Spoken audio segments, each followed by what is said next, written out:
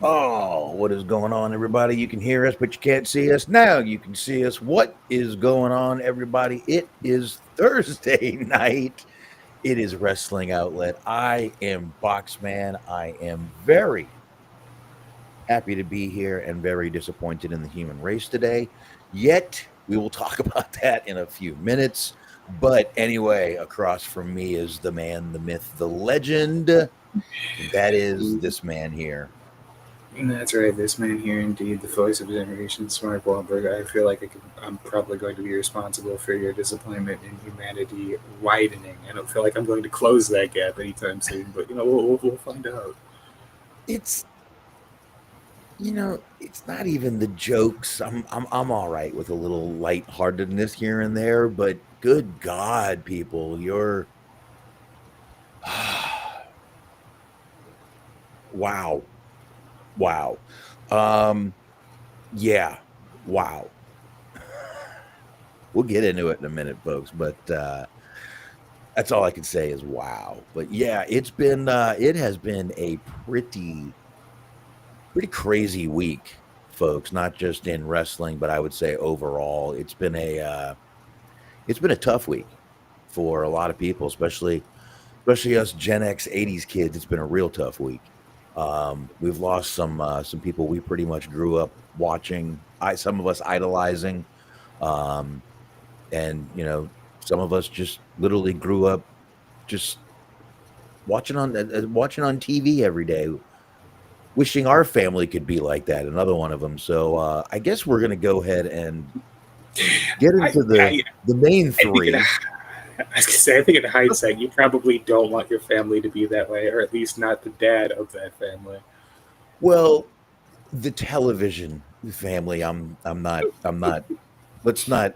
Let's separate the horribleness from what we. First of all, we didn't know about that back when we were watching that show. He was beloved by everyone at the time.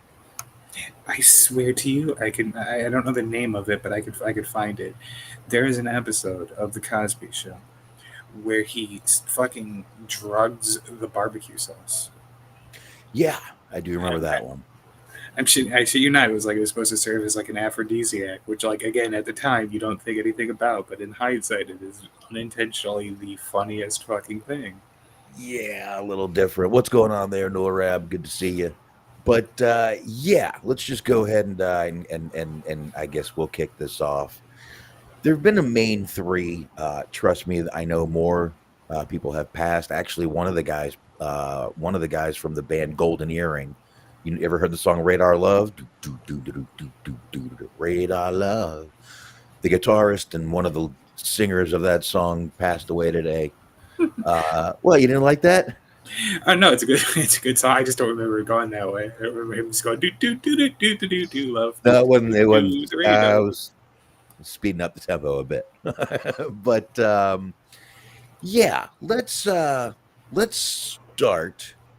We will get into Hogan, I promise you, folks. But yeah, let's start with a little bit of Malcolm-Jamal Warner. Let's talk about him, since we were pretty much just talking about him a minute ago. Anyway, um, it's tough, man. He was in Costa Rica, um, and I guess he was swimming and got into a an undertow or a rip tide. I'm not quite sure which one, but man, yeah, and Chuck Mangione, I forgot about that. It's been like the last 3 or 4 days have been horrible.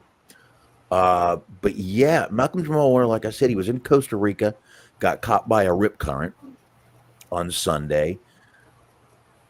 They got him out, but and got him to shore. They tried to give him, obviously, I would assume they were doing CPR and everything, but when he was declared dead by the Costa Rican Red Cross police said. So never was able to be revived. It was said he was swimming with his daughter just a little bit before that. So 54 years old, Malcolm Jamal Warner. Like I said, separate the horrible things Bill Cosby was convicted of. please, because back in those days we didn't know about any of this stuff when this show was at its time, and it was really a coming of age show. It was a show where people would watch and wow, I hope my family ends up being, just like this. So cool, so nice. But most families don't end up like the Cosby Show, thank God. But you know, he was definitely a part of a lot of people's childhood from my age.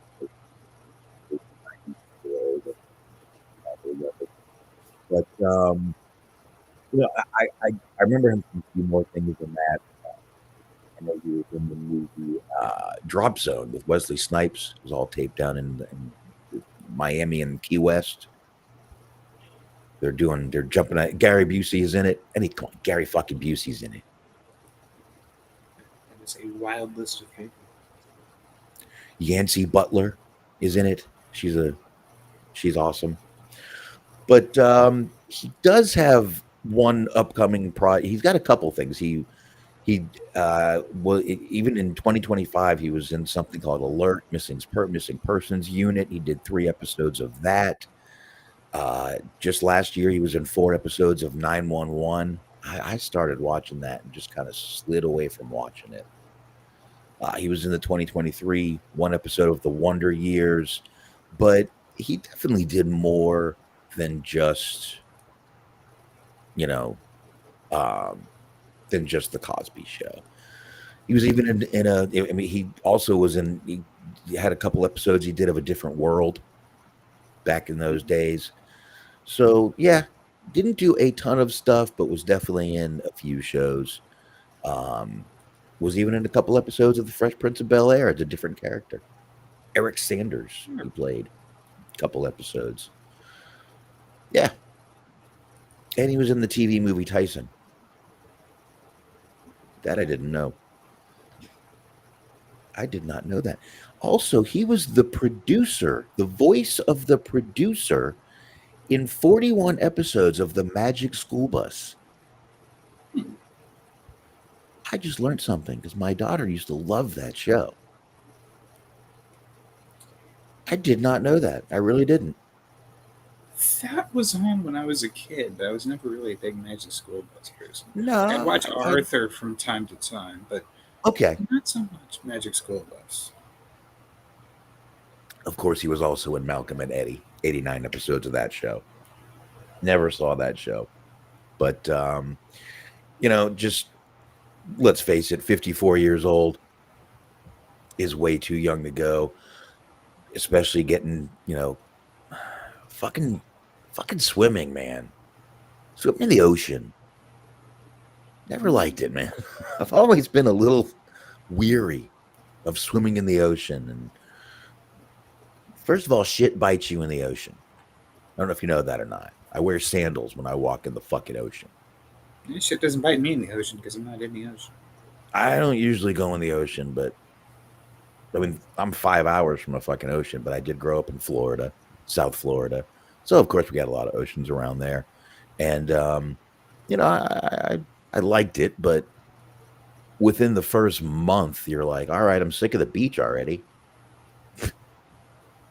That's done. Like I love being in the water, but I'm way more of a pool person than like a beach person. All right. See, I'm more of a pool is perfect for me because you can see the bottom and all that stuff. If I'm on a boat, I prefer being on a lake rather than an ocean. I don't do boats. I get fucking motion sickness. Even on a lake where you can still see shore all around you on a couple sides, even then you'll still get a little bit. Yeah. Like when I was a teenager, we had my father is from California, so we went over there to go fishing. We spent a week there for spring break and went fishing out there in like the Pacific Ocean, and like it was real nice. Like it was a good time. It was a good memory and everything. Like the fishing aspect of it was real calm and relaxing, but We were on a like actual proper fishing boat. It was just like, oof, it was rough shit. Yeah, that can happen. That can definitely happen on a boat. You can take Dramamine though, you know. Some people start taking it the night before, get it in their system. Tried it Man, before? taking drugs always makes things better, but I Well, hadn't considered. it's over the counter. It's not like I'm telling you to take fucking, smoke some crack and then jump on the boat. That made things interesting. I mean, that could make things interesting. The fuck Do you- is this? Why am I in the water? I have no reason to believe you would know this, but I'm going to throw it out there anyway, just to see. Do you think they fucking test for like drugs or like performance enhancers in like the competitive fishing world? Like, I can't see that making any difference whatsoever. But I would, you know what? I don't know. That's funny. The guy, that would have been a question I could have asked someone a long time ago. The guy that actually um, did my concealed weapons test was a professional bass fisherman. I would think some of the sponsors might test some of these guys once they get big and they get sponsors and stuff like that. That I might say possibly. I know you're not allowed to drink or anything like that during fishing tournaments. I would assume drugs are probably one of the things that are not allowed during the tournaments. So it could be something that they could disqualify you for is doing. And you know what? I guess that would depend on what state. Maybe I don't know if recreational is legal, but it could be rules. Rules are rules. Under, you I may mean, have you're a under. guess. I don't know. I see what you're saying. I mean, being stoned isn't going to get you more fish or less fish. I see her. I heard her come in. I was what I was looking for. I was worried we might have a Great Gazoo situation where only I could see her. I was scared it was a different order. Do you need something, girly? Curly girly, what do you need? You can go ask mommy. You already asked her? Tell her what I'm doing, please. Well, I'm not getting up to get you ice cream. You can go tell mommy I'm doing a show and you need ice cream. Please. All right. Anyway, yeah, I definitely don't think that. But anyway, I totally forgot where we were at this point. No real direction or goal or purpose.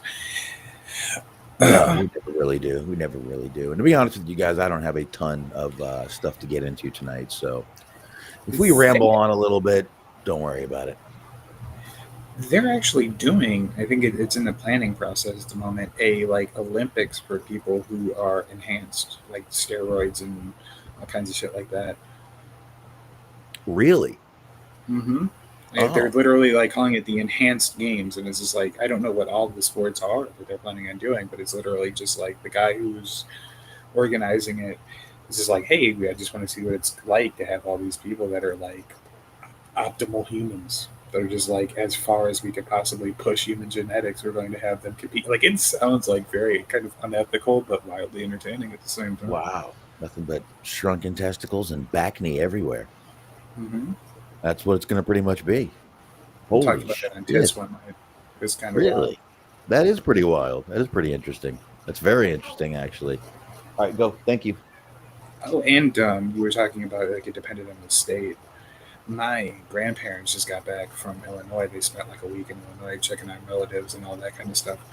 And they were just absolutely delighted to tell me about hitting up a dispensary while they were there. Your grandparents, you just said? Mm-hmm, yeah, my grandmother got some lotion that she like rubs on shit, make things feel better. But my grandfather just straight up, he said he bought a bunch of pre-roll, so he said he's going to have himself a real time. I was like, all right, cool. Fuck yeah, man. That's the way to do it. Mm-hmm. Those pre-rolls aren't bad. They just, I think they burn pretty quick for what, I mean. Well, also keep in mind the fact that neither one has done anything, as far as I know, for several years, like multiple decades at this point. I guess we'll find out. So it shouldn't really be a problem for him. He'll be all right. All right. We'll have a little fun. have a little fun. But yeah, you know, it was definitely. I was actually with my wife. She was at we were at the doctor's office, and I saw that come through, and I'm like, "Are you fucking kidding me?" And yeah, Malcolm-Jamal Warner. It was pretty sad to see. And then I didn't realize he was only 54 years old. So, you know, and then we go a day later and we hear about another horrible, horrible death. Again, us Gen X 80s and 90s kids.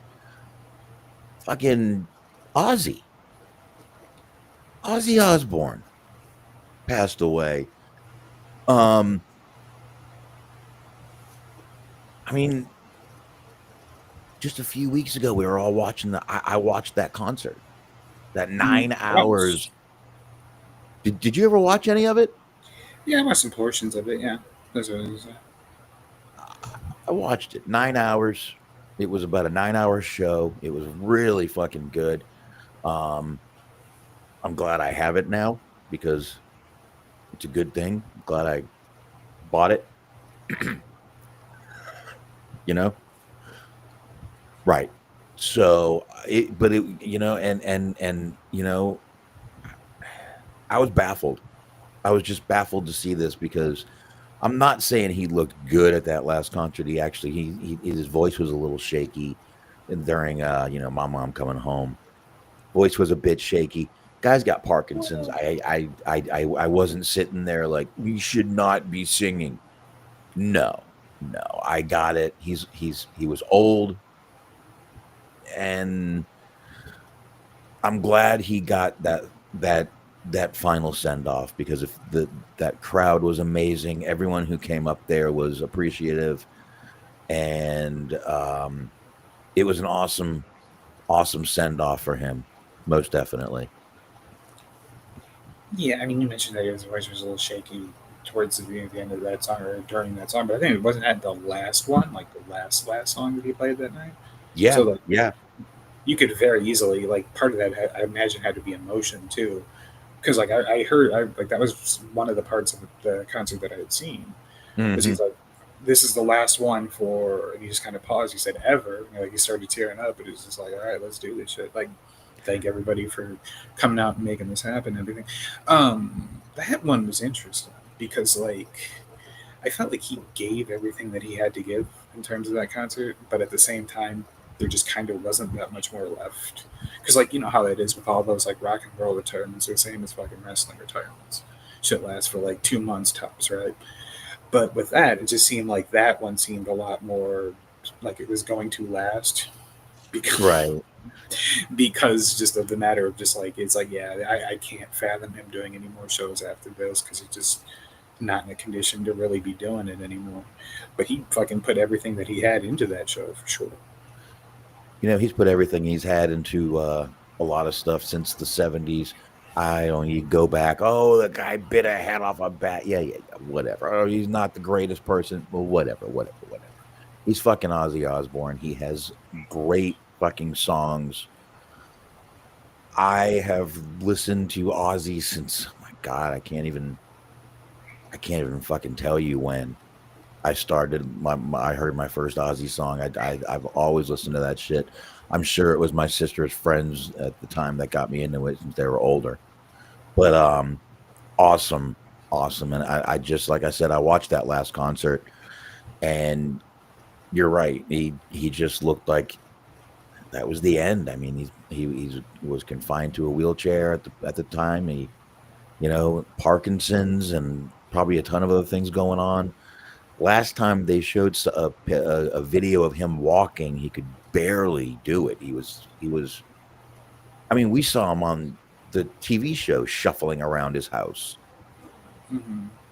You know, and it was sad then, but you know, Parkinson's is rough and doesn't have to go through it anymore. And we have a huge library of songs between Black Sabbath, Ozzy Osbourne to pay tribute to him always. For sure. So, yeah. I mean, he was not super duper involved, but he was from time to time, he'd pop up in wrestling too. Like, he did. I had forgotten about it, but I saw the video for it like 2 or 3 years ago. I want to say it was 2022. I could be wrong on that one. They were doing the War Games, and he did like the intro to the pay-per-view. Yeah, he did that. Him and Miz, I believe, did a segment. He was on 2 or 3 times. I think 3 times he was on. He was down there with performed on an DX episode of once. SmackDown too one time. Yeah, is that the one he was on with DX, or was that the Miz? No, I think that was a different time. I think that was like 2007-ish, like late Okay. 2000s. I know he was on a few times, and I believe isn't he a WWE? Isn't he a Hall of Famer? Yes. Yeah. He is. There you go. Ties right into wrestling, folks. See how that works. But you know, I'm sure this is a horrible time for his family. Sharon, Jack, and I forget his daughter's name for some reason. Kelly and Amy. There's another daughter that people seem to forget about, but there is another daughter, Amy. Another son too from the previous marriage. So, family going through some tough time, but like I said, thank God we have this huge library and discography of Ozzy's to remember him by. And there have been so many tributes by wrestlers, by bands, by anyone and everyone. I mean, down to bands that people that people still make fun of. Coldplay's getting a little bit of a run right now after that poor CEO.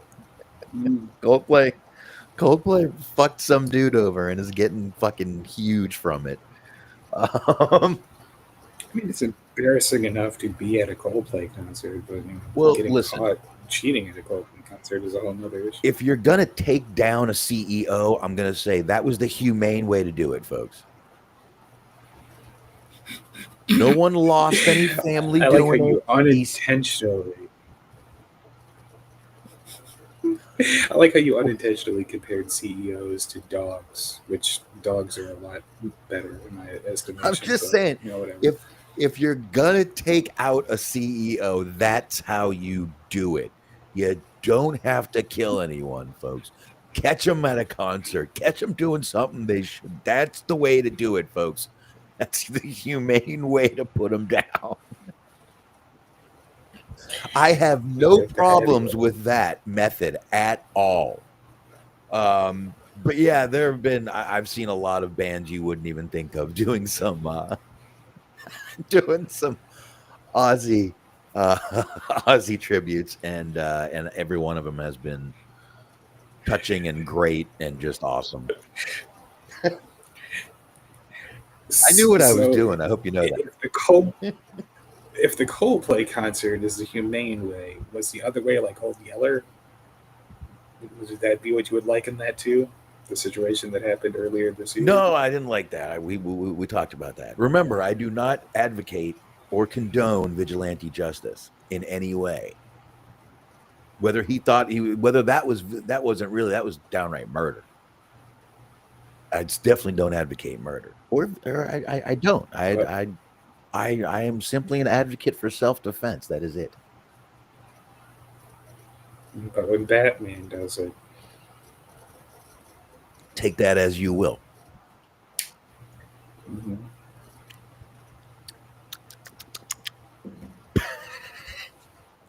Anyway, well, there you go.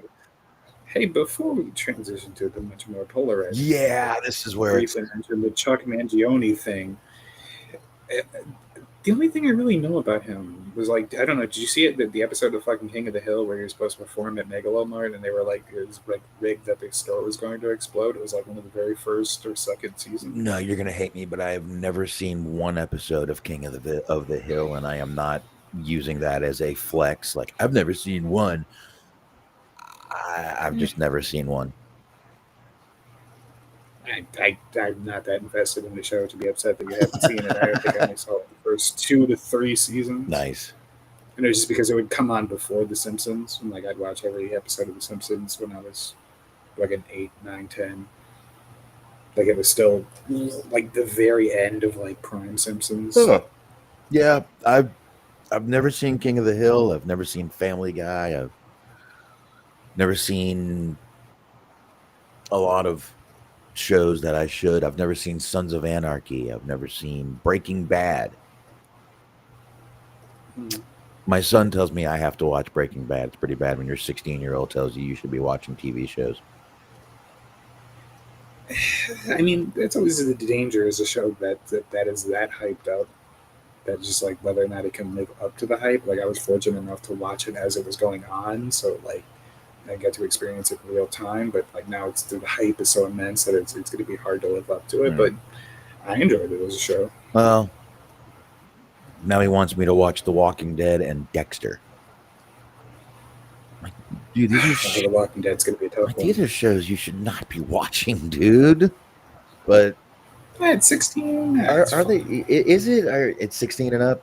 All right, he's 16, I guess. I'm not. I mean, I was watching stuff like that at 16, so I shut the hell up. So it's not like I'm trying to be high and mighty about it. Speaking of high and mighty, Smark, I'm really not sure how to transition to this, but big news today. Obviously, we've all heard, and it has been a very, would divided be a word to use? Divided, polarizing, divided, very odd kind of things going on. Not that one. That wasn't the one I wanted to use. It was this one. What the hell? You look good though, Smark. I like you there. You want to do that here? You know what? That's probably better off. We'll just put you back. Wait. There we go. All right. So obviously, folks, you've all heard by now, Hulk Hogan passed away today. Bubba the Love Sponge has been giving updates on Hogan, and people have been kind of blowing him off, saying he's kind of, oh, wow. Well, turns out he was 100% right. Hulk Hogan, cardiac arrest today. Listen, okay. I get this guy was not a good person. I get what he did. I understand the anger of people, but I think wishing death on others, I think laughing at someone's death, I think joking, horrible jokes, really make you know better than what you think this fucking guy is. If you think he's a piece of shit, I'm sorry, but if you're doing that, if you're wishing death on someone else, I wish it was the other orange guy. Look, I don't give a fuck what side you're on. Cassidy? No, not that guy. I'm sorry. You're the same piece of shit you think this guy is, as far as I'm concerned. And I am like I said in the beginning of the show, I am almost disappointed in humanity today at how disgusting we can be. Listen, folks, can you not just give it a fucking day, one day, and then fucking tear the guy down? I get it, but this guy still had family, his wife, his ex-wife, his son. I know he wasn't that close with his daughter, but I'm sure she didn't want him to die. So, I mean, they'll call us the heartless ones on one side, and really, when things like this go down, both sides can be heartless. I'll tell you that. I'll tell you the truth. No matter what side, whatever side I'm even talking about, I don't even know what the fuck I'm talking about with sides, but wherever you are on whatever, whether you despise this man or not, this man changed wrestling in the 80s. He did. He did. And, you know, a lot of us wouldn't be fans without Hulk Hogan, whether you liked him or hated him even back then. I was not a Hulkamaniac type of guy, but I can say his contribution to this business is why it turned into what it did, sports entertainment. Sorry, this guy, whether you like it or not, was an icon, was a legend. Piece of shit human being, that's fine. I have no problem saying that he was. But I also wouldn't put that out online to everybody, showing that I'm the same piece of shit human being that I think he is, because you sound like the same piece of shit. Sorry. Anyway, rest in peace, Hulk Hogan, not rest in piss like I kept reading today. You know, no matter what, a family is still grieving, and I think people need to think about that, but no one will.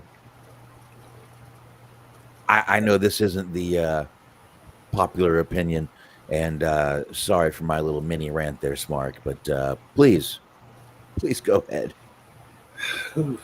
I have no idea where to begin, to tell you the truth. Like, I've really just more so than anything just been observing everything, just kind of watching everyone, like everything that everyone has to say, and like I get it from every side of the spectrum. Like I grew up on the internet, so like people making fucking tasteless jokes and saying things for shock value is like just I started that. I've fucking been witnessing that since I was like 11, 12 years old. So like I'm completely desensitized to that. But that being said, like I get it. Like I get it if you're sad about it. I get it if you're happy about it. As strange as that is, I get if you're just totally indifferent. Because it's just like, you could say separate the artist from the art and all that kind of shit. But like even the art was a little bit polarizing. Because like you said, like there's a lot of people that just strictly as a wrestler were not a big fan of him as a wrestler. Like obviously he was a pivotal part of two different like boom periods for wrestling, like back in the 80s, and then it went down for a bit in the early 90s, and then like late 90s he was part of the resurgence. So like he played a big pivotal role in all of that shit, but then at the same time, like not necessarily the most like gifted in-ring performer, and not necessarily the greatest promo either. And there's like all of the politics and all of that stuff. But then there's also he resonated with people. He was good at working a crowd. So there's a lot of people that got behind him, and he was a big part of a lot of people's childhoods. It's like I totally understand people were like remembering him fondly, but at the same time, you just out here just casually throwing n bombs around. I'm not terribly surprised that people don't like you for that. And then also like he had numerous opportunities to like pivot or to say that he was sorry or to show that he has changed in some way, shape, or form, and that just never really came.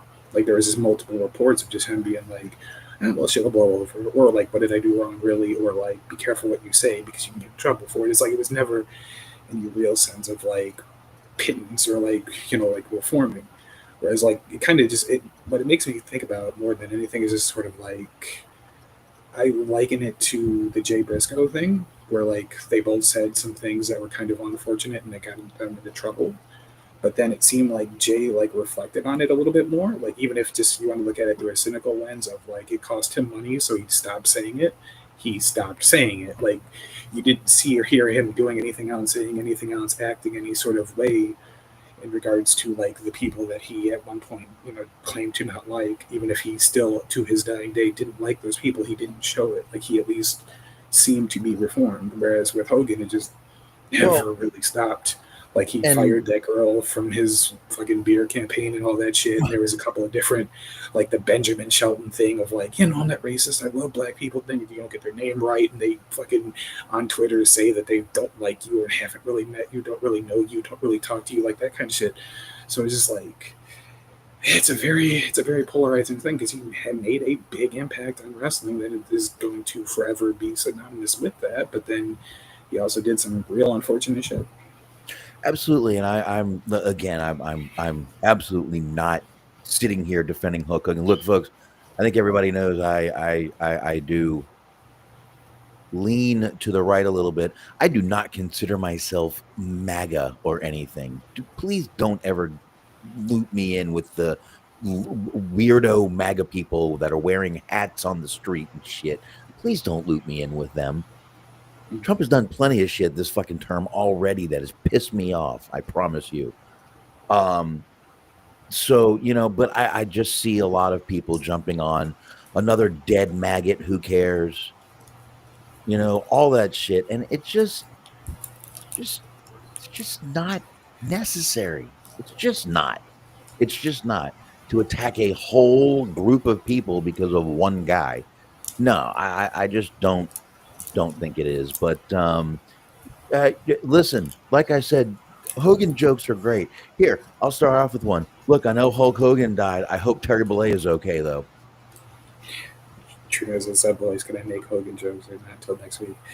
I would say let him fly. We all need to check on Terry Bollea because Hulk Hogan died, folks. They're two different people. I think my favorite one that I've seen is, like, even if you're like his biggest fan, I feel like you'd appreciate this. Was the one I saw on Twitter was that Hogan was going to be cremated because he's not going to let somebody bury him. And I was like, all right, that was good. I did laugh at that. Yeah, it's jokes are. Listen, I don't mind lightheartedness during stuff like this, but Jesus Christ, my God, we're getting it. Why didn't you tell me you heard an echo? I didn't. Okay, it's just ridiculous to see some of the comments. I'm sorry, it just is. Just because he was on the side of Republicans, the comments I'm seeing today, just like I said, it kills my faith in humanity at times. It just does. It just I don't like that either, because you make it too easy to filter it into the, like, it's us versus them. Which side of the political spectrum are you on? Right. Versus, like, he said some real fucking terrible shit that's, like, bipartisan in a sense. That, like, that is a very valid reason to dislike him more so than how he chooses to vote, which is his right in a fucking democracy. Like, I don't care so much how he voted as much as just a long tirade after busting a nut about how he doesn't want his daughter to date a black person unless they have money like Magic Johnson. And it's like, all right, let's calm down. Like, just nutted. How can fucking shelf the racism for a minute, my friend? Absolutely. And again, I'm not trying to defend it. I'm not trying to browse over it, gloss over it, look past it. And you nailed it you nailed it when you said it. The guy had a ton of chances to apologize. The only thing he kept apologizing for is getting caught. He was warning people to watch what they say, where things can be recorded. Mm-hmm. So, but again, there's still a family who lost a father, a husband, and even an ex-husband. I mean, she was just a couple of months ago, she was crying about Hulk Hogan, that she actually wanted to talk to him. Did they not treat him because he was no-sell? Apparently, when they got there, they tried to work on him, and he never kicked out. First time in a long time, I know, folks. See, these are jokes. These are okay. And that's a wild thing, as you said, like the whole nobody really believed the Bubba the Love Sponge thing. It's like, I gotta be honest, I didn't. It was like, that's the whole thing of, like, the whole, like, fucking fable, parable, or whatever it is about the whole crying wolf thing. Is like when somebody, like, is known for tall tales, like Bubba the Love Sponge was reporting like 2 or 3 days ago that he couldn't talk anymore. And I was like, all right, well, what the fuck? What's the angle on this? Not even like, oh, that's unfortunate. It's like, all right, what's coming next? Like, what's the next, like, lie or con, or like, what's the next fucking step in all of this? And then, unfortunately, this is the next step in all of this. But yeah, the only thing that I have a little issue that we could probably question Bubba the Love Sponge about is he kept saying he was in the hospital. He was in the hospital. Well, he was found in his Florida home. So I believe that's where he was found. Hold on a minute. Yeah, I'm not positive. Yeah. Medics were dispatched to his Florida home this morning. So yeah, it was, and they were doing chest compressions, trying to revive him in the EMS vehicle, and could not do it. Just could not do it. So again, folks, I get anger, I get it all, but again, maybe it's the age I'm getting to, but there's still a family grieving, folks. Have a fucking heart. I would not let Nick drive the hearse. I would reconsider that one. Nah, that's got to be like maybe a Jimmy Hart situation or like Brian Knobs or something. Oh my God, Jimmy! What? Oh my God! I didn't even think about Jimmy. Those guys have been together for ever. I mean, real life manager of Hulk Hogan, Jimmy Hart. I mean, listen, did Jimmy Hart ride Hogan's coattails? Maybe a little, but Jimmy Hart himself is. I've never heard a bad word about that man from any shoot interview or anything. I have never heard crosswords said about Jimmy Hart. So I'm sure he's pretty devastated too. This is his lifelong friend, man. Well, with Jimmy Hart, like just in my opinion, it's like you never really know because you don't know any of these people, so you're just going based on vibes essentially. But like, he seemed more like a friend, and like you said, like a manager, more like a friend, more like a confidant than somebody like Bischoff, who's just like, all right, let's get you out here to make some money. It's like I need you to make money, I need you to make me money, like all that kind of shit. Where he's just like, it seemed like he was way less of a coattail rider in that regard than like somebody like a Bischoff or even like a fucking Brian Knobs or some of those other people in the Hogan posse. And you know, it's shit. That was my. Hold on. How are my emails coming through when my email is off? Oh boy. Anyway, but yeah, and that's funny because literally speaking of Eric Bischoff, you know, we were talking about the Real American Freestyle thing going on. Yep. Literally just announced on 3 days ago that they signed an exclusive broadcasting agreement with Fox Nation, which is you know what that is, Fox's streaming service, right? Mm-hmm. Look, man, it is what it is. I'm not saying anything. A TV, listen, a deal is a deal. They've got a place to show their show that's not just, you know, listen.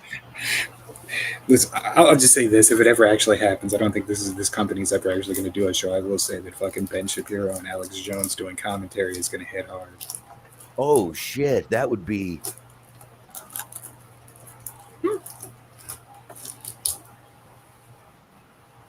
Oh my God, I think this world would explode. Mm-hmm. I do. I think the world would explode. I think humanity as we know it might collapse. I think it might anyway. But anyway, it's already we're already there. Yes, R.I.P. Ozzy. We talked about Ozzy a little bit earlier, but yeah, I mean that's a real bummer for sure. We've got into the listen. They say they're in threes. We hit the trifecta this week. I'll tell you, folks, and none of them were good. I think Ozzy actually was Ozzy hit me, I think, harder than any of them. So I think I would say that too, honestly. Yeah. Trina says, my theory is Hogan's in the Epstein files. He took one look at what happened to Vince and said, that doesn't work for me, brother. I'm out of here. I don't know, gave himself a heart attack? I guess. Just give myself one of them heart punches, brother. Nora says, Conan's looking to a video with Disco. Iron Man is the best Black Sabbath song. The Dog, the Bounty Hunter.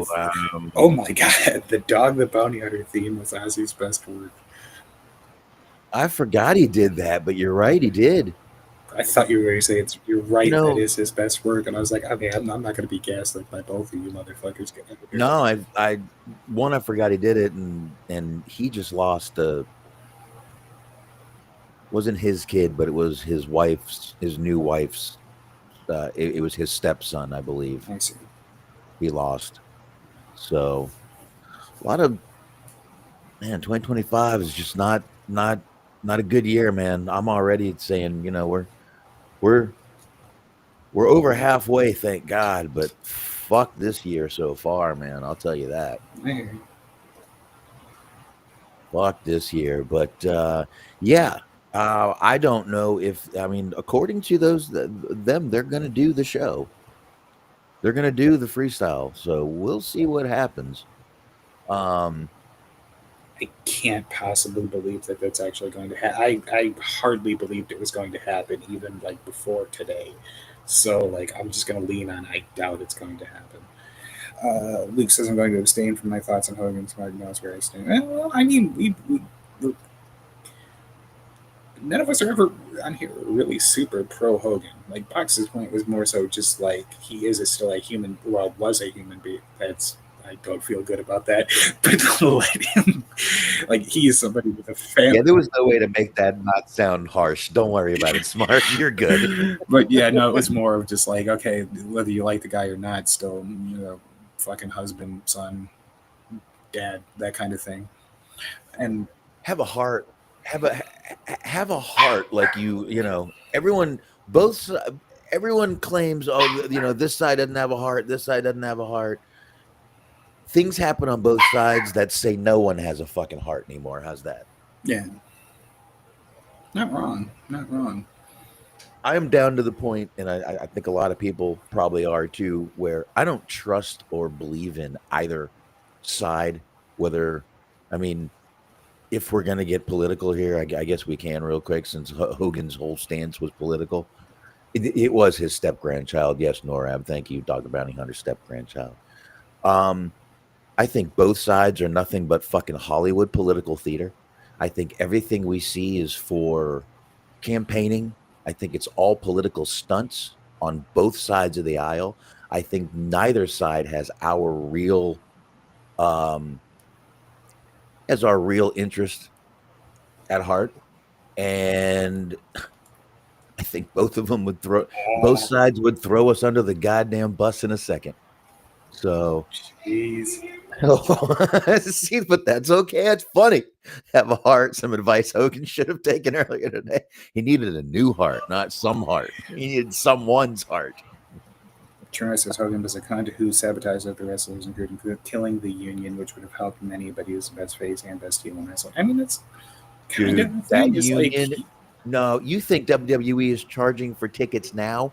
Imagine if they joined that fucking union, joined SAG, and they wanted $20 million per fucking match, like Jim fucking Carrey wanted per movie. Do you understand what they could have demanded? Do you know how much you'd be paying for tickets today if they unionized? You think there are tickets right now that are going for $16,000? Like, I can't afford that, even if it was twice as much. Like, can't afford is can't afford. I don't care how much they're fucking charging at this point. You think Hogan was a prima donna? You think he was a prima donna? Imagine getting every one of those guys under union who are protected. Oh, God, no. That would be the worst thing in the world. I'm sorry. I don't agree with the unionizing wrestling. I think it would be the worst thing you could ever do. I mean, to that point, like, I know what you're saying. But like, there's an NFL union, there's an NBA union, and like, yes, those tickets are expensive, but those tickets aren't $16,000 for a pay-per-view either. Like, you know what I mean? Like, yeah, you could do it, I think, without making it super ridiculous, insane, and like, it doesn't matter anymore because the fucking ticket prices, at least WWE wise, are super fucking ridiculous expensive anyway. But look what they pay those fucking guys. Imagine if every wrestler got paid what those guys in the NFL and NBA get paid. Think about what you'd be paying for tickets right now. Smaller, these aren't, I'm telling you, man. I'm telling you. I mean, I know what you're saying, but I think that there's a way that you could kind of do it in a similar way to like how the NFL is doing it, based on like experience and based on like where you are on the card. Like, I mean, I don't know, I can't draw that shit up myself, but I'm just saying, I think theoretically there exists a world, and it's all hypothetical. It'll never happen. That's the end of it, anyways. It'll never happen. You're right. Theoretically, there's a world in which it could work. And I'll tell you the truth.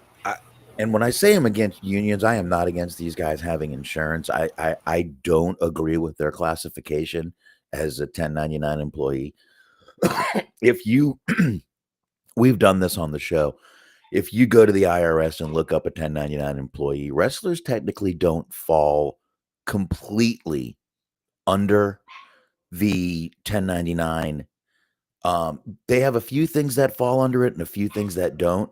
So they really don't fall under the 1099 category as much as people think. I do think they should maybe get a different classification for wrestlers. And I do think that the company, like a WWE, like an AEW, like even a TNA, should be able to provide them with insurance.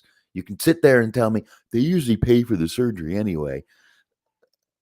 Most of the time, yes, but we've also heard the complaints of guys that haven't had the companies pay for them. So I'm against unionizing in the way these guys want to do with the SAG, Screen Actors Guild and all that shit. But I am not against them having some sort of funded insurance for each and every wrestler out there to have, even after they are released from the company. They should still have some sort of plan. That I 100% believe in. Yeah, it'd be nice. I'm sure if that makes any sense. WWE gets health insurance coverage, but not the boys in the ring. Like, yes. Yeah, because those guys are SAG, and I'm sure they are, because most of those guys got to be union to run those cameras and do that shit. So yeah, and again, I just gave my whole speech on. I definitely think they deserve health insurance. 100%, I think they do. Like I said, I think they should be reclassified. I do not think they should be 1099. Maybe they should get their own classification because they're in such a different sort of business. Maybe they should have a wrestlers type classification, and they can get I think that's going to have to be what happens, because I mean, if you think about the conversation we were just having, you reference more so the SAG, the actors. I reference the fucking athletes, the players unions. So it's like, true. We both kind of look at it as it being a different thing, and it is something that is kind of exists in a world like that is not like either of those things. It's kind of a hybrid of both. Right. Exactly. Exactly. It's a mixture of the sports and a mixture of the acting. So they should be reclassified. I 100% definitely would support that. I just think completely unionizing those guys would be the biggest mistake we ever made as fans. I think their demands would be off the charts. Each fucking wrestler having a fucking rider of what needs to be in their fucking locker room or their bus, or stop with that shit. I think before we completely change Jesse topics, Jesse's a fucking rabble rouser.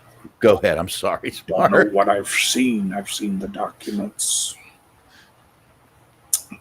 I personally blame the New World Order, these damn lizard people.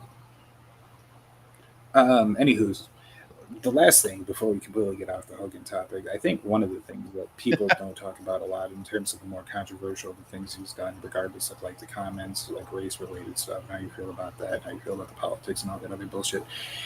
I think one of the things that he did was unforgivable. Did you hear, do you remember the time that he fucking killed Bam Margera? I don't. Okay. I should, but I don't. I don't remember what the date was, but I have the tweet where Hulk Hogan tweeted out, "Oh, I do. Damn, Bam, I wish you were still with us. I sure would love to hang out again, my brother. Love you, miss you, HH." To which the apparently deceased Bam Margera writes back, "I'm alive, brother, but miss you too." I do remember now. As soon as you started saying it, oh shit, I do remember. So, yeah, I mean, he attempted to kill Bam Margera, which is unfortunate. Damn, dude. I don't know, man. I wasn't sure. I mean, it's almost like I knew this time was going to come soon, and I think, where more, unfortunately, as time passes, are gonna go. And I wasn't sure about this one, so, but I grew up watching Hulk Hogan, and it was tough. It was tough. No matter what The dress code at Hogan's funeral. No, you better not have your. If you're sagging one bit, you better wear two belts, That's right. No motherfucker. Timberlands, Okay. no baggy jerseys, no loose jerseys, no regularly fitting jerseys, no caps. No Matter of fact, you do-rags, better wear suspenders. Suspenders. no Sprite, no Takis, no Hennessy. No sandals. No watermelon. No fried chicken. No Arizona iced teas are also No. prohibited. No burritos. No tortillas. Now, do we have proof that he didn't like Mexican people? Because, I mean, I would say racism. I would say there's a whole spectrum there. Usually when there's hate, there's just hate going through. so if there's a racism spectrum and there's an autistic spectrum, then that somewhere there is a very racist, very autistic person that is just yelling at the top of their lungs. Yeah, very loudly and not even sure what the hell they're yelling about. There you go. And by the way, look, Luke, I know it wasn't a good thing to see, but Hulk Hogan had nothing to do with that video coming out. That is why he won hundreds of millions of dollars from Gawker, was it not? Yeah, Gawker. Gawker put that video out, and he didn't even tape it. Remember that? Bubba taped that video. That was a very peculiar place for a camera to be. Bubba taped that video. Somebody could just like figure out a way to like either using AI or just being very good at video editing. If somebody could just edit like Brad Maddox into that video, I would be forever grateful. Craziness. But yeah, folks. So anyway,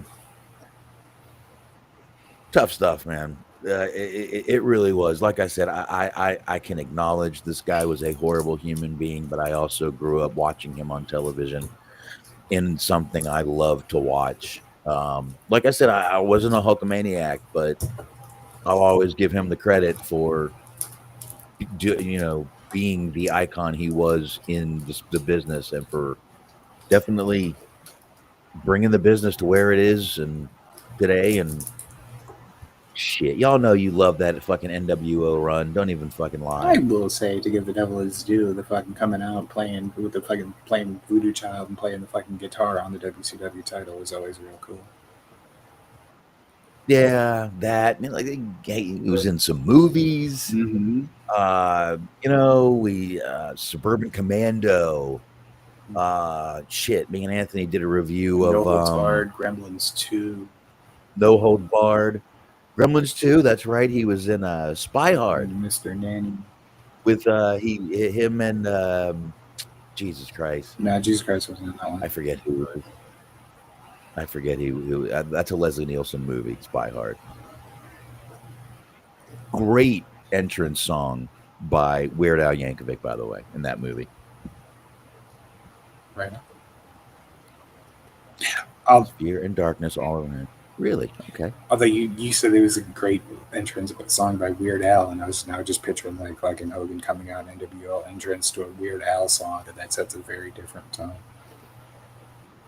Yeah, by the way, that's who I want to see on the Super Bowl next year, folks. See Weird Al. I'm genuinely curious if they're doing the Naked Gun remake, if he's going to appear, because he was in like the fucking second one. I think it was the second or third, but I want to say second. I think it was the first one, actually. It was the first one because it was when they got off the plane and he was talking to I forget the guy's real name, but his name was Ed in the movie. And he's like, "Are all these people here for me?" He's like, "No, Weird Al's on the plane." He may have been in all of them. Was I feel like we've had this argument before, and I don't remember what it ended up ultimately being, so I'm looking it up again. I don't know. Rocky was in Hogan. Yes, Norab said Rocky 3. Correct. Hogan was in Rocky 3. Stallone put out a very nice, a very touching thing for him today. Stallone did. Stallone is getting in all of that.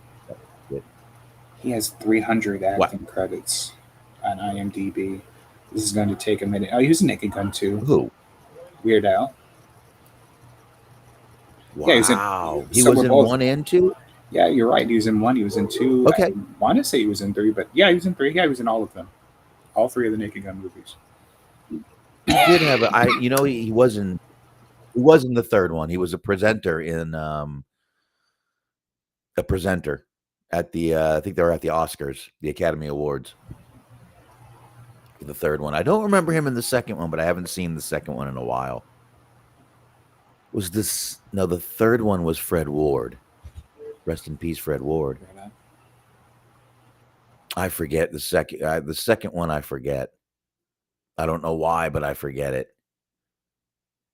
They were all funny as hell, though, man. I liked all of them. I really did. I know they all had Priscilla Presley in them. Right on. So, but yeah, it's yeah, it's definitely like I said, I don't know. I guess we can kind of move on a little bit.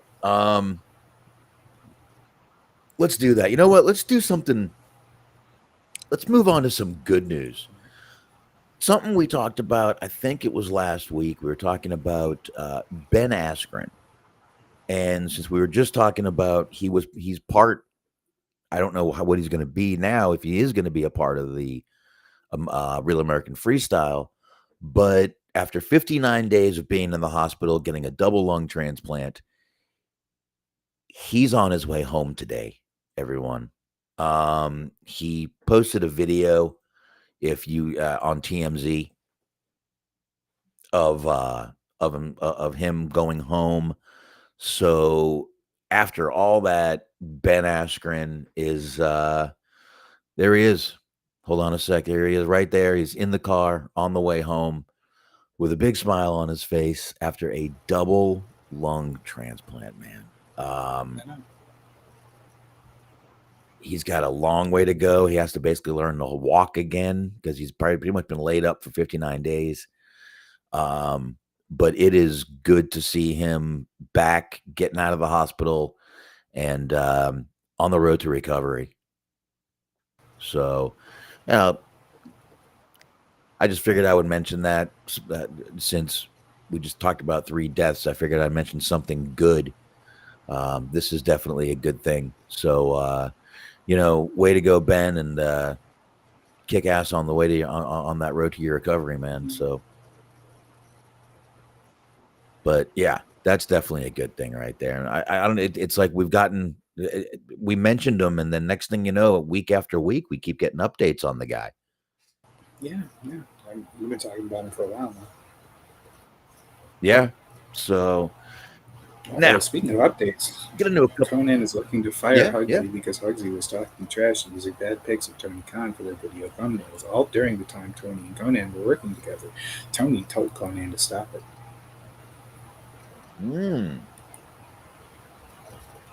Is that what he said? Stop it. Mm-hmm. He wagged his finger at him. Stop it.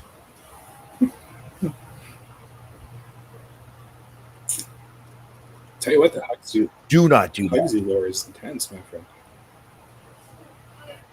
No, man, there's always shit going on. Conan and Huxley sound like a married couple.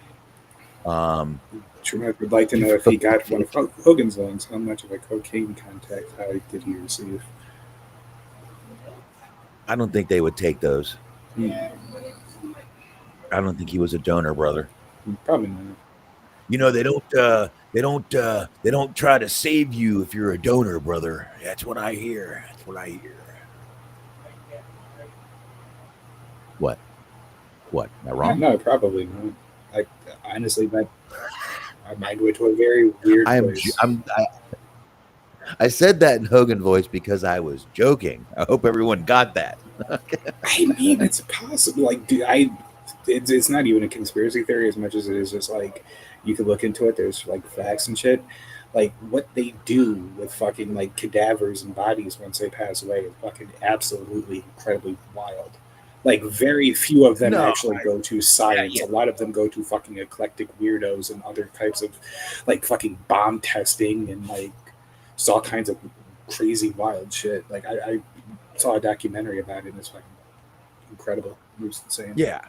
That I definitely believe. I don't believe if you get into a car accident and they see you're a donor, they're not going to revive you because you're a donor, because that I don't believe one bit. I think they all took the same oath to save your life, and that's what they're going to fucking try to do. Good night, Luke. See you. Night, Luke. No, I said see you tomorrow. Yes, like I live with the motherfucker. That's not gonna happen. I'm not gonna see you tomorrow. I'll never see you.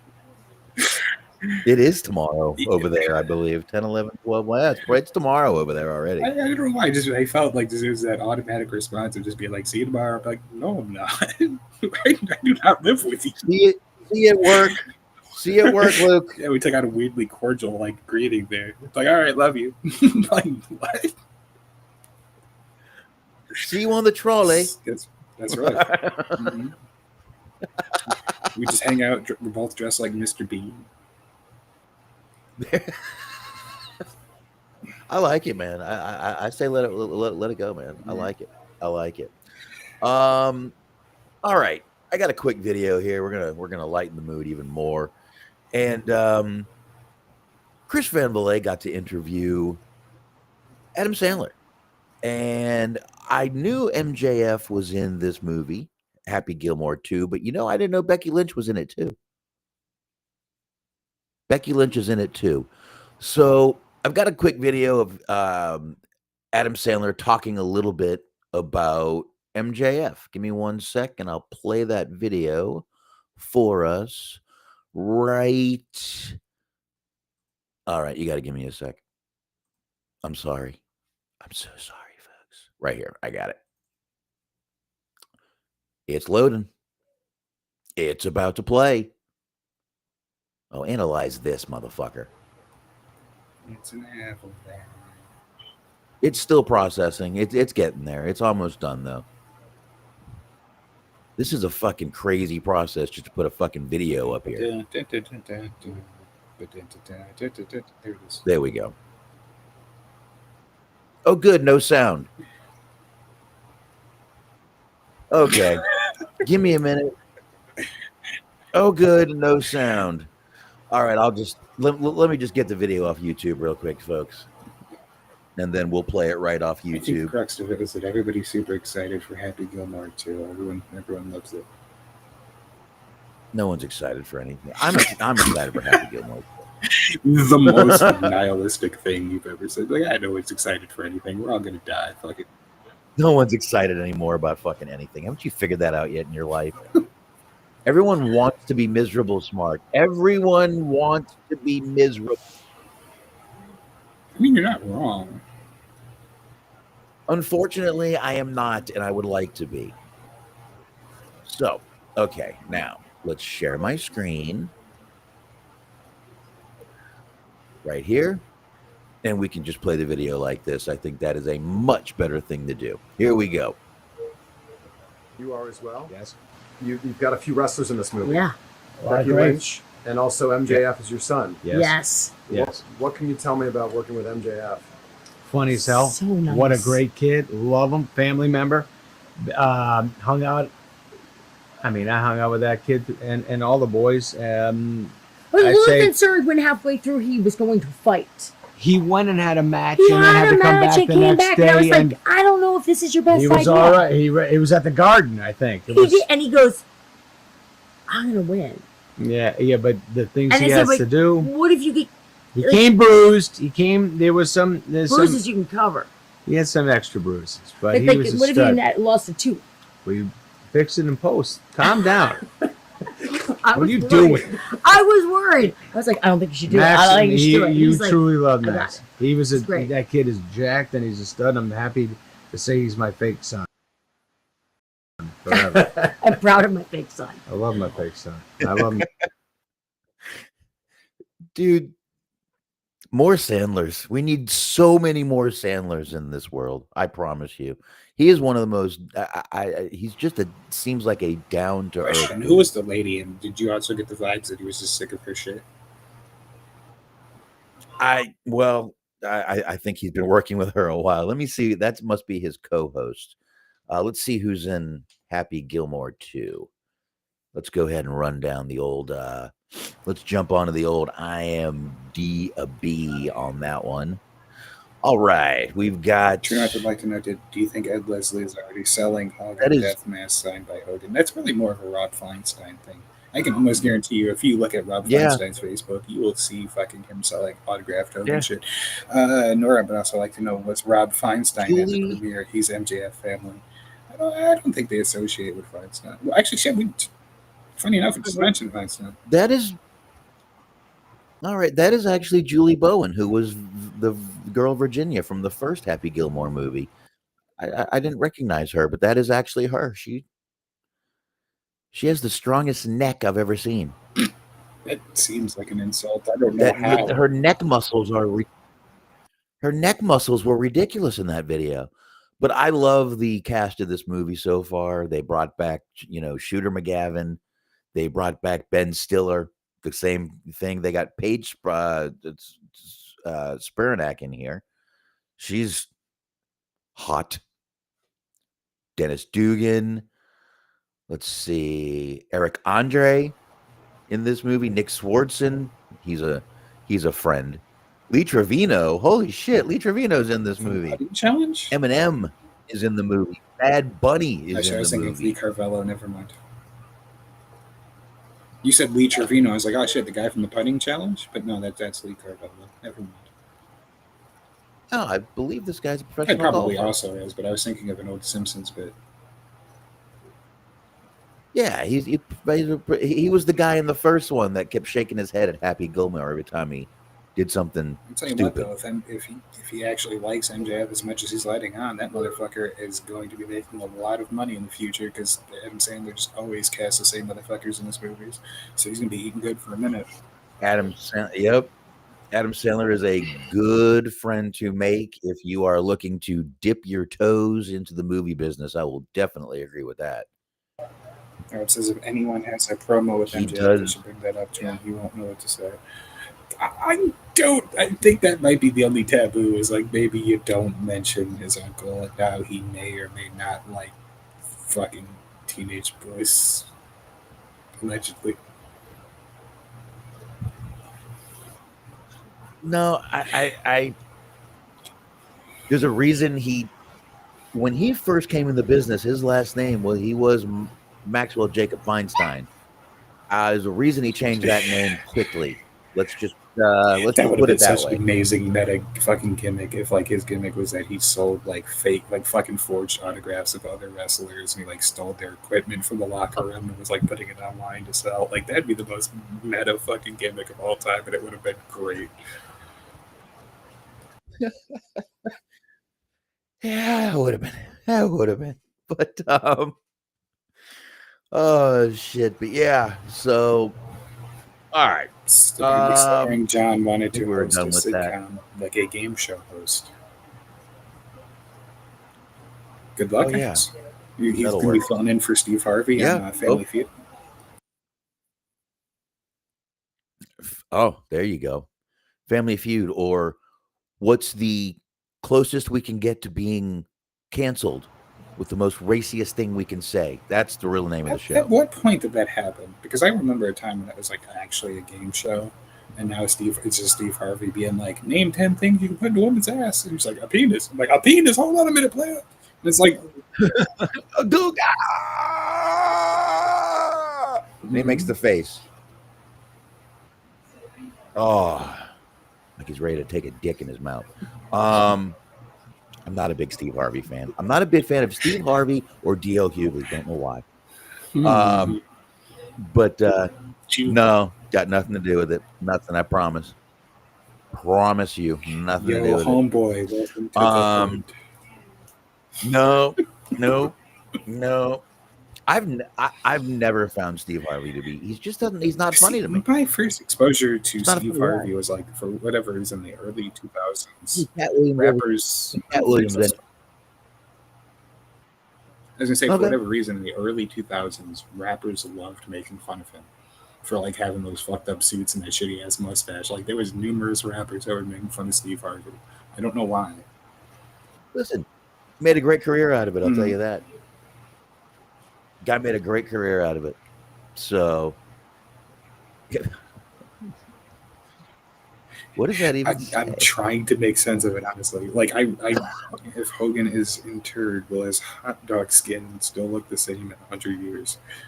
Like, frozen like Walt Disney, I guess?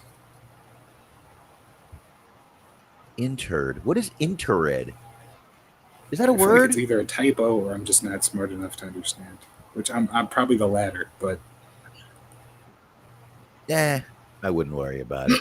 see, we never got to the bottom of it. You don't like facial hair. That's the problem.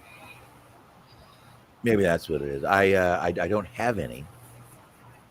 I'm a little scruffy today, but that's because I haven't felt like shaving in 2 days. Woke up the other morning, my house was 80 fucking degrees, and it got up to 90 in here before we finally got the AC fixed. Holy shit, a capacitor blew out. Flux capacitor? So it wasn't my flux capacitor. I made the same joke to the guy when he said my capacitor blew out. I said, I'm glad it wasn't my flux capacitor. And he said, I hear that every time I say that. And I said, I'm sorry. Well, like it's funny that you mentioned that because like the go back to like the Hogan thing when he had the Pasta Mania restaurant. Like people were talking about like how fucking tired did you have to be if you were an employee at Pasta Mania? Just like every time somebody came up, they fucking ordered in Hogan voice, and you were just about ready to put your head to a fucking wall.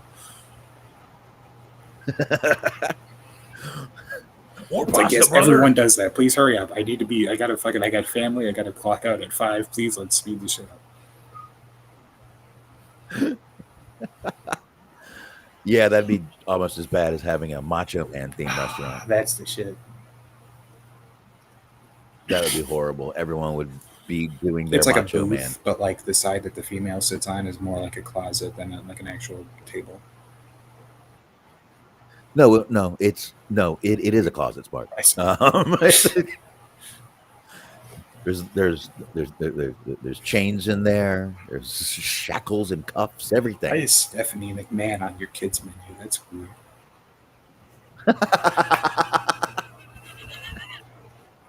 What is the Stephanie McMahon? It's a hot dog, brother. Ever see the movie American Pie? Always.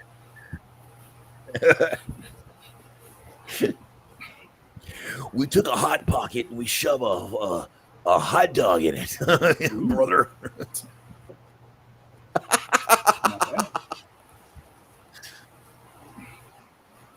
Don't even give my son that idea. He'll do it. Okay. What does that taste like? All right. A couple more things we'll get into real quick. SummerSlam, folks. If you're wondering how you're going to watch SummerSlam and you're not sure, well, check out Regal Theaters, folks, because SummerSlam will be on most of them. So there you go. Right there. 2-night event. It's going to be taking place in New Jersey, and it's going to screen live in select Regal Cinemas across the U.S. on Saturday and Sunday. And Deadline was the first to actually reveal this.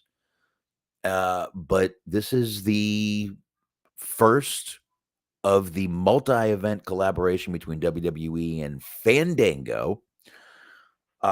So there you go. It doesn't say right now where they're going to be, but I'm sure you can go on Regal's website and check it out, Regal Cinemas website and check it out. So that's going to be pretty cool. Listen, if you don't have anywhere to go, it's fucking not a bad idea. If you don't have Netflix, or if you just want to go sit with a bunch of people and watch the show, this is pretty cool. I think this might do pretty well for them, actually. Yeah, right on. Apparently, interred is buried. Hogan used so much tanning lotion in the 80s that his skin looked like a grill out. Well, that part I understood. It was just I was having a problem with the interred part. I did not know that was another word for buried. Mm-hmm. I did not know that. Yep. See, there you go. Nora saying Fandango is dancing in the theaters. No, that's not what I said. People don't listen anymore. No, I mean it's kind of cool though. Seth Rollins apparently was saying he was hosting the Rich Eisen show a couple like last week at some point, he was talking about he used to go to Hooters to watch like the pay-per-views when he was like a teenager because it didn't have to pay full price. You just call in, you order a soda for like $2. You just fucking hang out for like 4 hours. Nice. Yeah, good idea. But yeah, this is going to be pretty cool. And look at it, it's a 2-night event. This is going to make them a ton of fucking money. So I actually think this would be a cool way to go watch a pay-per-view. I really do. It'd be kind of fun. Like, the only problem is it's such a grab bag. Where it's like there's an equal chance that you're going to have a really good time with like other people that are interested in the same hobby as you are, and then there's like the other like flip side that you just end up exposing yourself to a real fucking weirdo, or a real fucking weirdo exposes themselves to you. Well, that could be anywhere, any day, anytime you go anywhere. I mean, let's be honest about it. You know, you can anywhere you go, you can be approached by a fucking weirdo. The reason I carry guns, Mark. Trying to see if there's a price for this, or I'm sure it depends on where you are and all that stuff. So, yeah, there's not even a website to go. It just says go check out Regal's website, see if it's in your area, basically. So, there you go. 6 p.m. Eastern Time, 3 p.m. Pacific Time starts. It's going to be on Peacock, on US, and on Netflix. Or go sit your ass in a movie theater and have some fun with other weirdos.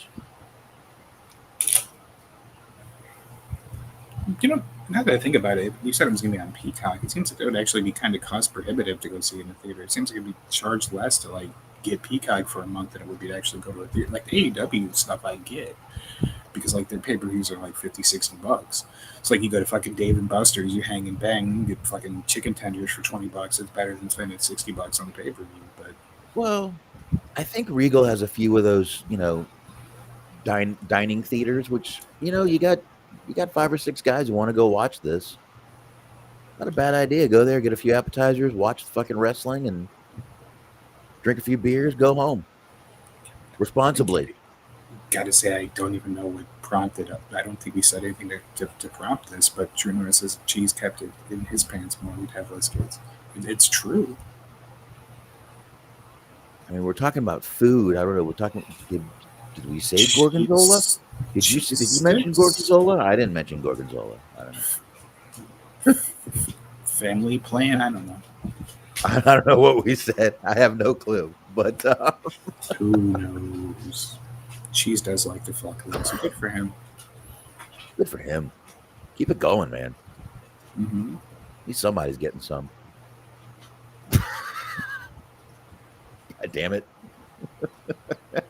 Anyway, let's wrap up all the news we're going to talk about with a favorite of the show, Mr. Vince Russo, folks. Let's go ahead and talk about it. We haven't talked. I mean, we've talked a little bit about Stephanie Vaquer, however you want to say it. Obviously, English is not her first language, and she even said that in a promo she cut a couple of weeks ago. Which, I'll be honest, I thought it was not a bad promo for English not being her first language and pretty much just learning a lot of her English right now. I didn't think it was bad. Well, Vince Russo pretty much doesn't even want her on TV. Y'all think Hulk Hogan was bad? Okay, let's do this. You ready, Smark? Mind you, a person who also has a real problem with the English language. Very big problem with the English language. And let's go ahead and do this. Vince, I love how this starts out. Former WCW champion Vince Russo says, factual, yes. Ridiculous way to start, yes. But the facts are there, so I can't complain. Vince Russo says Stephanie Vaquer should not be allowed to talk on a live WWE show. This was his reaction to her backstage promo on Raw this week. He said on his Legion of Raw show, Ew. Why are you giving her a microphone? She's awful, bro. She's absolutely awful. So you need to either pre-tape this during the day about 20 times until it gets better and better, or don't freaking air it. I don't. I caught the promo. I did. I went on YouTube, of course, because that's what you can do now. And I did not think it was as bad as he's talking about. I've heard Scott Steiner cut worse promos in the company he was fucking writing for. I mean, in terms of diction and enunciation, yes, they were worse, but not in terms of like delivery. I thought it was fine. I really don't. My God, I think this is going. You know, by the way, I know Vince Russo just does a lot of things just to get the shock value, just to get everyone talking like we're doing right now. But this just seemed kind of hateful. Don't let her speak on live television anymore. Okay, what are we supposed to do, Vince? You want us to get a translator? Why don't we get a translator for you, bro? Huh, bro? Why don't we get one of those for you? Because half the time, no one knows what you're talking about. That is the true irony of this. Is like if anybody struggles with the fucking proper enunciation of the English language, it is Vince Russo. Truna says Vince Russo being a misogynist? Question mark. What? The guy who created Terry Invitational Tournament or hey? I don't think there's anything wrong with tit-related acronyms. Absolutely not. I think they're hilarious. Who doesn't love boobs? I love boobs. Boobs. Boobs. I feel like I got dunked on in real time. I don't appreciate that. Love boobs. Love them. Yeah, but I think this was a pretty shitty statement by Vince Russo. I mean, all right, say she still needs a little bit more work on her English. She does, but she's trying. She says a few words better than you do, dumb fuck. Like, I didn't see the promo, to be fair, but like, is it possible that he just means that like her delivery wasn't good? Spoiler alert, no, that's not what he means. But like, is it possible?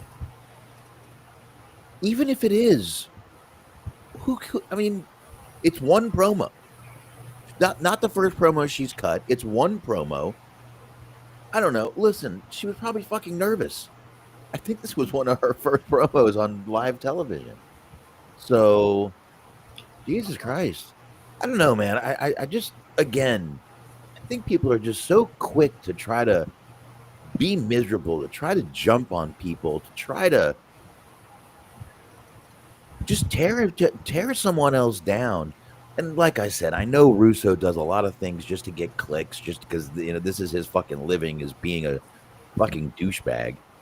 But I mean, Asuka goes out there. She barely speaks English. I've never heard him complain about Asuka barely speaking English. Never. You know, Claudio, English isn't his first language. He speaks it pretty well now, but didn't for a while. Takes time, dude. Let it go a little bit, bro. Fucking asshole. I don't know. Wouldn't you got anything on that? Not really. I feel like you summed that up pretty well. Yeah, I thought fucking asshole summed it up pretty well myself. For sure. Fucking asshole. And you know, the fact that I think he says a ton of shit just to get clicks is sad. That someone needs to kind of, you know, reduce themselves to that. I just think it is. Listen, I know we don't get, you know, tons of fucking listeners or tons of. I know we don't, because we don't do that shit. And I don't care. I'm just me. Saying I should. Hey, you do what you want, man. Yeah. Look, you want to run some clickbait? We've tried. It doesn't catch on. It doesn't matter. We tried to start many rumors on this show, and it never worked. God damn it. Mm-hmm. We even tried to start Hulk Hogan rumors. I thought that would catch on like fire. It didn't work. Well, I guess it did in a way. In the end, I guess it worked. Okay. All too well if you ask me. I guess so. But I guess we can. Why does Russo watch the show if he's not a fan? Because he does this with everything. I'm not a fan of this AEW. I can't stand watching. Yet he watches. He's just everything he does has an agenda behind it, in my opinion. Everything he does is for clicks or clickbait. It's Vince Russo. It's fucking Vince Russo. This is what he does. Yeah. So, I mean, there's plenty of people that talk about wrestling that doesn't even watch the fucking wrestling product that they were talking about or complaining about or what have you. Russo's not the only one. Doesn't make it right, but that shit happens all the time. yeah, according to Disco, Russo was saying that WWE is failing because they're not selling out the arena. You know, everybody hits low times. Summer is not the best time to do shit, folks. I'm sorry. People go on vacations. People go some places to see family. People do stuff during the summer. It's not a good time. And you know what? I'll go ahead and say it. I don't care if they fill a stadium or not. I don't care if AEW fills a stadium or not. I don't care if WWE fills a stadium or not. It doesn't matter to me. What matters to me is the fact that they made it look full and they put on a good show. Really does. I love that AEW used that same building. I don't know why, but I think that is a great arena to do shows in. I love the little balcony sections. I really think they're cool. I like it too. I do. I think that's a really cool little spot to have wrestling shows. And I mean, I'm sure they're not going to be there next week, but I'm glad they were back there again. Does this not a success that the arena still has a handful of tickets remaining? Well, that depends on whose hand. Yeah, that's true. But if you got an Andre hand, that's a lot of fucking tickets. Mm-hmm. You know, you got a Hornswoggle hand. That's pretty much a sellout. 98% does not mean 100. That is fucking true and a half. That is because you would need 2% more to make 100.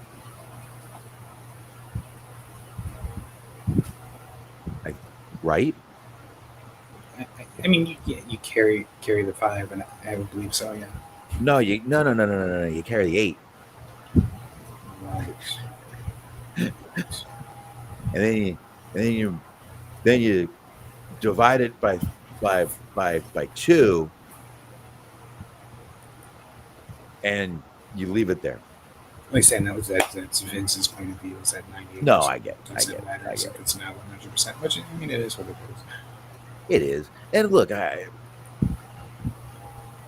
that's how unfortunately a lot of people think. I mean, I listen to people that only like people because they draw money. Oh, I don't like that guy. He doesn't draw anything. That's the most ridiculous thing for a supposedly wrestling fan to say. Mm-hmm. Oh, people don't tune into his segments. I don't like them. What the fuck does that matter? What does that matter? So many people hate fucking mention him again. Orange Cassidy. I think the guy's funny. I like the guy. Mark Briscoe, I didn't realize got so much hate until I went on the internet today. Holy shit. I didn't realize people didn't like him either. Fucking love that guy. I like him. I definitely like him. And maybe MJF was right. Maybe it is because he's kind of like most of us watching the show. Maybe. But whatever.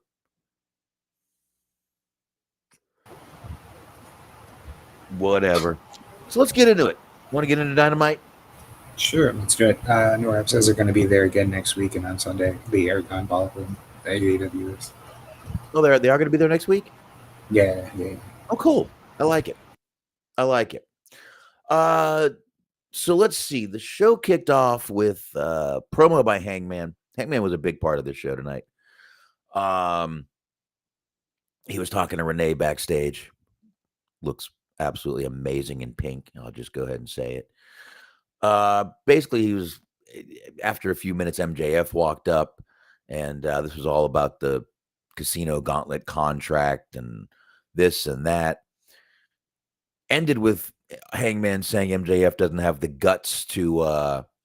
He told Hangman that he needs to, if he wants a title shot, he either uses the contract or he earns it, and that doesn't believe MJF has the guts to do either because he's a child, a facade, a gutless coward. Which brought us to Hangman versus Yuta because on Saturday night, the Death Riders hung poor Colt Cabana. No. They showed it. Did you see it? Mm-hmm. Yeah. They showed it. They hung poor Colt Cabana. So this brought up Hangman, and this was him against Wheeler Yuta. I like this match. It ended up turning pretty bloody at the end of the match. Getting the he did get the buckshot lariat for the win, but he continued to beat Yuta until he was bloody with a chain, a big fucking steel chain he wrapped around. Was about to throw him over the ropes and hang him, but Hangman is too good to hang a man. See that? No, oh my. See what I did there? Hangman is too good to hang a man. But who hangs the hanged man? The hung man. I don't know. I know who hangs you. If you're hung, who's going to hang you? Who hung you? Who hangs you if you're hung? Who hungs you if you're hanged? God damn it, I need a hug. Genetics, I think. What? I mean, I wouldn't about being hung. You know what I'm saying? I would not. I wouldn't trust my generation to do anything but say, go fuck yourself. I'll tell you the truth. I hear you. That's about all we're going to do. I don't know if you've noticed, but my generation has stopped caring. This happened about 2 years ago. And I hear you again. We stopped giving a fuck. Well, Yeah. We're just there, like as a collective. Yeah, we've picked up the old dilly gaff, the old do I look like I give a fuck. Ooh. So Shannon Moore would be proud. good for him. I would like to know, would you like a hug from Huntsy? I mean, it's in the name. Aw, I'd take a hug.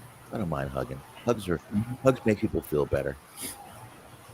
You remember that unfortunate Bailey T-shirt that said "I'm a hugger" and they had to get rid of that because it kept bunching up. It looked something like entirely different. Of course. Anybody? That was fun. Oh, scumbags everywhere. I'll tell you. All right. Then we had this little backstage promo with Athena, who, by the way, I'll say it one more time. I am so happy to. And by the way, it was Shark Week this week. On, if you didn't notice, they were promoting Shark Week. What? That was one of the greatest visuals in the history of AEW and just wrestling in general. Because there was a guy in the front row dressed like fucking Jushin Liger that also had a shark hat on his head. The shark hat. I actually thought Athena with the shark with the shark fin hat was pretty funny.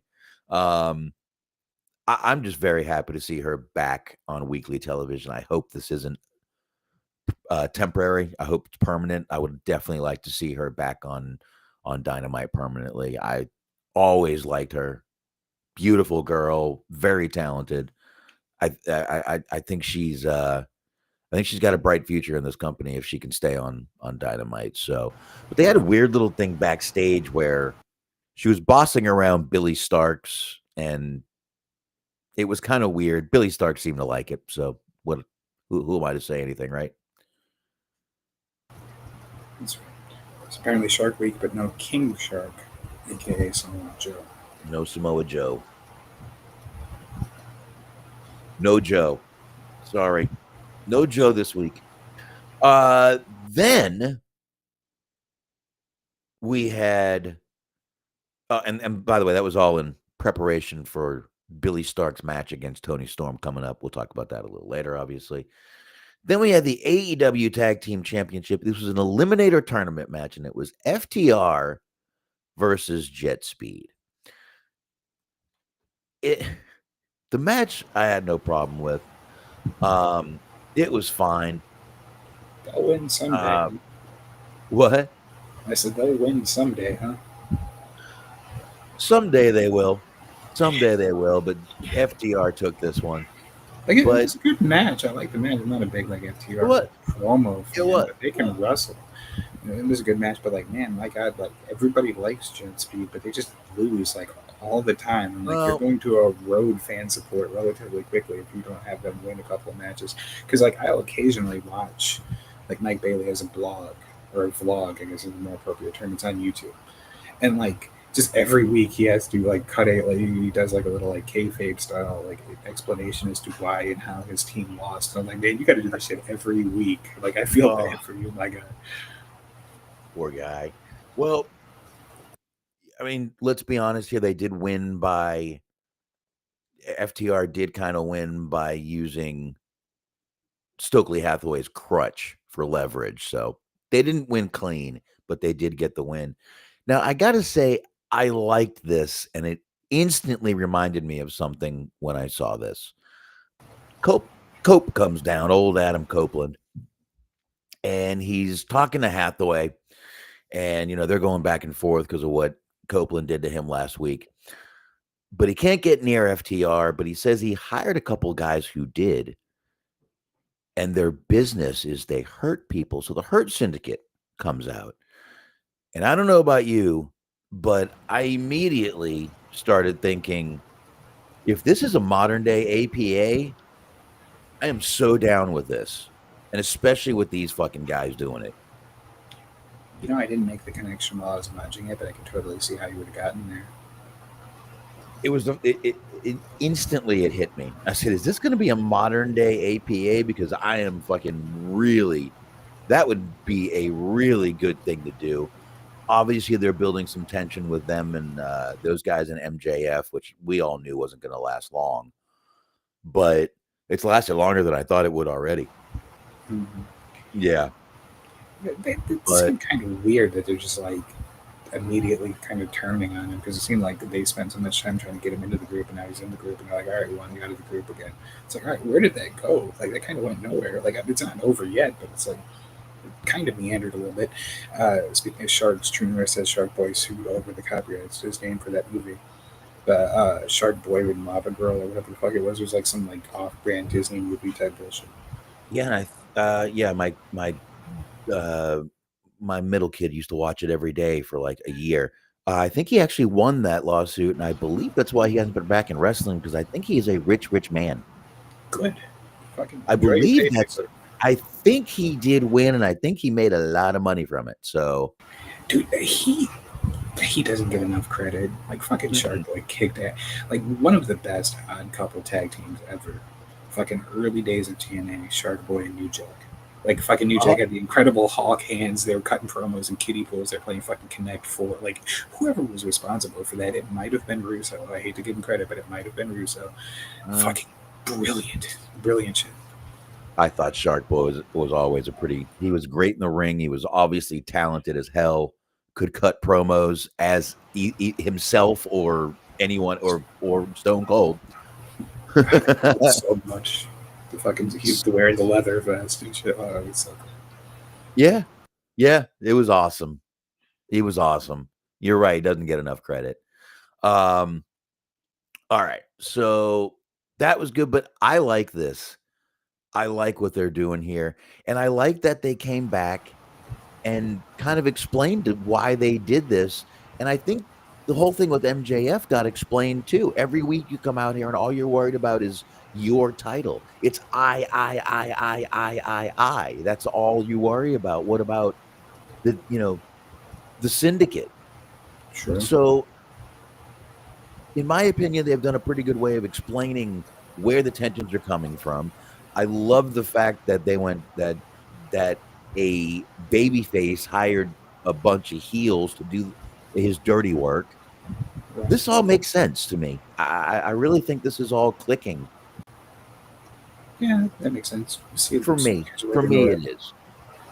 Good night, sir.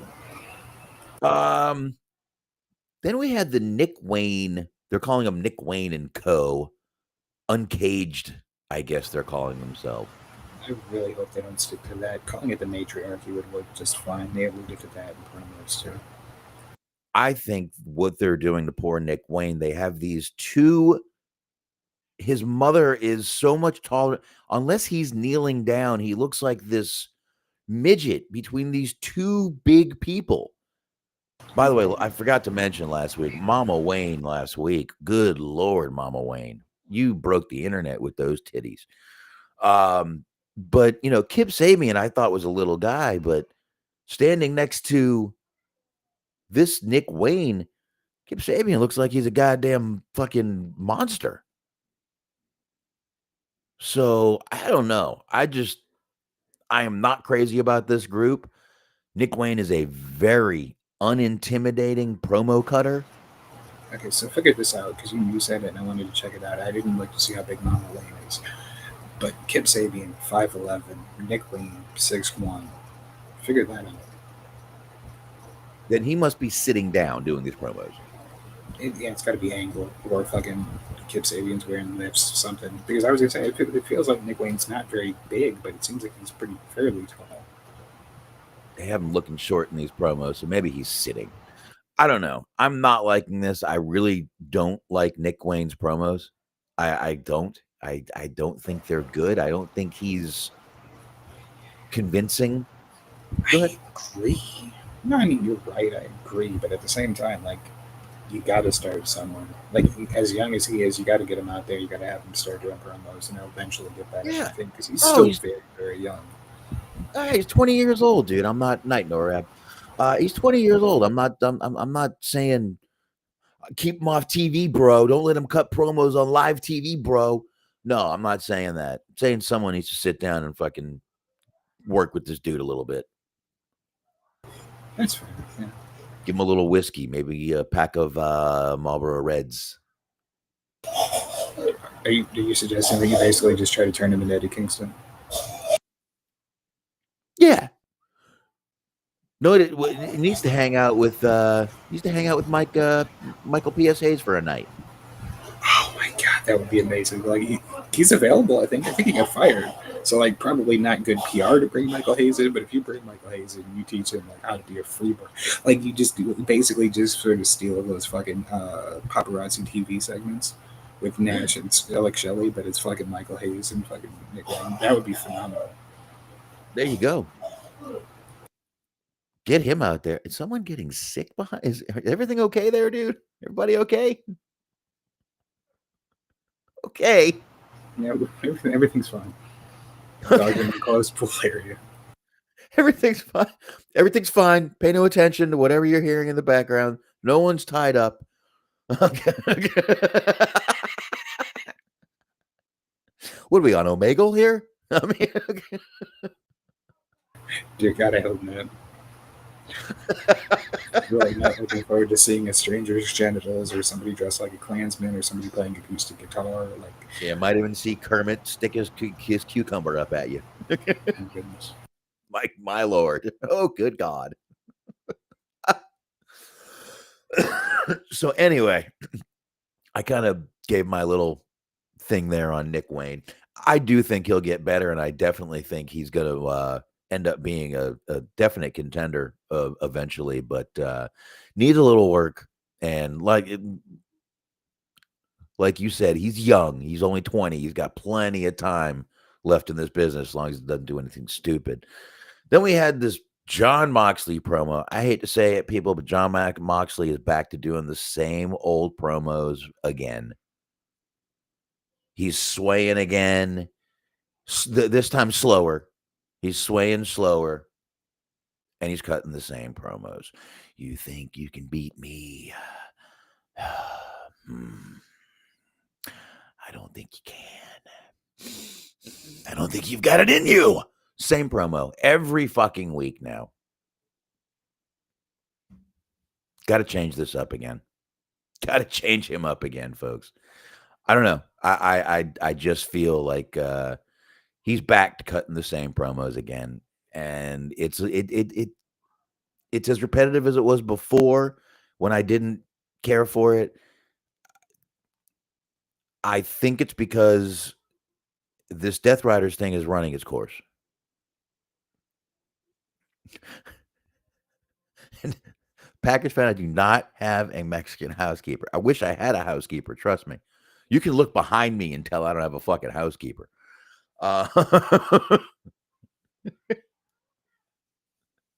Trust me. But yeah. I don't know. I just think it's time to switch up this Death Rider storyline. I think Moxley's run in this storyline needs to start coming to an end. I'm hoping there's an end in sight for this Death Rider storyline. Listen, I've been more of a fan of it than most people for longer than most people, but it's getting to the point where it's past its expiration date to me. So after that, we had this little Will Ospreay thing where he comes out and he just wanted 5 minutes to talk to everybody.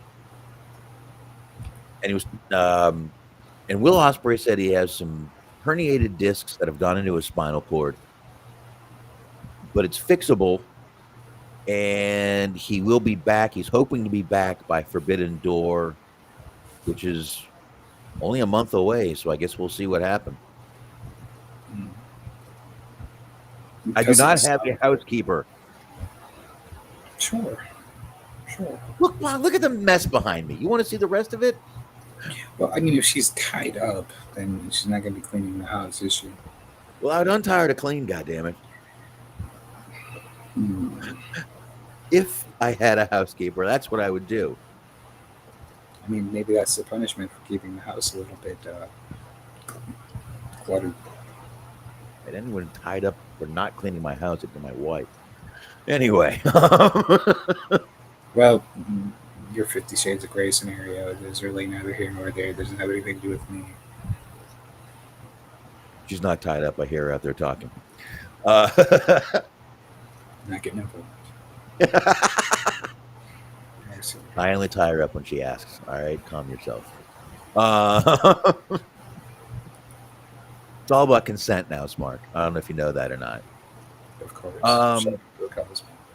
But we'll see what happens with Will Ospreay. Hopefully he is back by Forbidden Door. Otherwise, we'll see what happens. But after that, we had the Willow promo. She came in. She was basically talking to Thekla or Tekla, whatever they're calling her now. I don't know why we had to change all this shit around. But there you go, which brought us to the Tony Storm, Billy Starks match, which honestly, I thought went a little too long. It did not need to go to fucking picture-in-picture break. But Tony Storm did win by submission. Good match. Not a bad match at all. There's another really young girl. You know, they got a lot of young people in this company. I think she's only 20, isn't she? 20, 21? Maybe even a little bit younger. She's very young. They did a good job of scouting them both out. Might be 19. Mm-hmm. Let's see. Why don't I just look that up real quick? Billy Stark's age, right there. A lot of people looking this up. 21. 20. She's 20. In December, she'll be 21. There you go. 20 years old. They got a lot of young talent in this company that they need to try to hold on to if they really want to do something with them. Because we all know if their contracts end up running out, WWE is going to scoop them up in a second. Mm-hmm. I don't think Nick Wayne, they never really mentioned the Wayne family. They never did before, so I don't think it's a big priority for them. No, I don't think so either. I don't think it is either, so we'll see. We will definitely figure everything. But then we had Swerve come out, and it was Swerve versus Hechicero. Is that how you say it? Hechicero? Hechicero, there you go. It was a crazy fucking match. And I know as soon as Don Callis was on commentary, I said, this is going to be Smark's match of the night. Of course. I know it. I feel it. It's actually funny because like he cut a promo earlier, and I was like, oh, the promos are way better than the commentary. And then of course they had to just fucking add the commentary to it, and I was like, all right. Even when I tried to get behind the guy, you got to ruin it for me. True North wants to know, wait, the pay-per-view is named Behind the Forbidden Back Door. Oh, well, no, that's a different one. You downloaded the wrong one. Typically less expensive for those kinds of pay-per-views, but you know. Yeah. Hey, look, go to Pirate Bay. You can probably find that on there. Or back at if you just download LimeWire and you try to find anything else but that, you'll be able to download that real quickly. Very true. Very true. Very true. Also, but yeah, this actually ended up being a disqualification finish because of all the different people coming down. We had Bandito ran out, Okada, so ended up being a DQ finish. Then we had a backstage promo with Ricochet and now called GOA. They're going to be bikers since I guess I don't know. They had a little promo backstage. Then we had this little back and forth with MJF and Mark Briscoe. I got to tell you, man, Briscoe holds his own with MJF, which is not easy to do. Right. We've seen people go out there and try to go head to head with MJF and fail miserably. I'll tell you the truth. Whenever Dax goes out there and tries to hang with MJF, it fails miserably. I mean, the feud with Darby was pretty rough. You're trying to have Darby cut promos with him. It's like, ugh. There was one night Darby hung with him pretty well. All the other ones were not that great. Not that great. But there was one night, I think we even talked about it. I'm like, damn, Darby actually hung with them for once. There was that, like, I mean, I think that was an extension of that, but it was when they were doing, like, that four-way with, like, the pillars, where it was, like, him, MJF, Darby, Sammy, and Jack Perry as a face. And it was like, oh, my God, you want to talk about mopping the floor with people. It's like, none of you three are equipped to be here at this given moment. Like, it's just fucking brutal. And now it's funny, you look back and, you know, most of those four pillars, I mean, where the hell is Jack Perry? They need to bring him back. And I see him coming back with the Bucks when I really think they're going to take a little break. It's possible. Like, they're the only ones that haven't been on TV. Well, actually, they were on TV last week, so who knows? But yeah, it's possible. But they were treated like shit last week, so, you know. Yeah,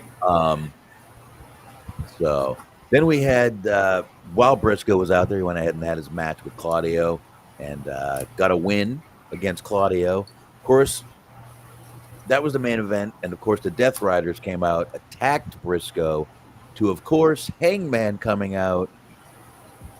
And I kind of like this. He kind of just challenged Moxley and said, I know your answer is yes, so I'll see you next week.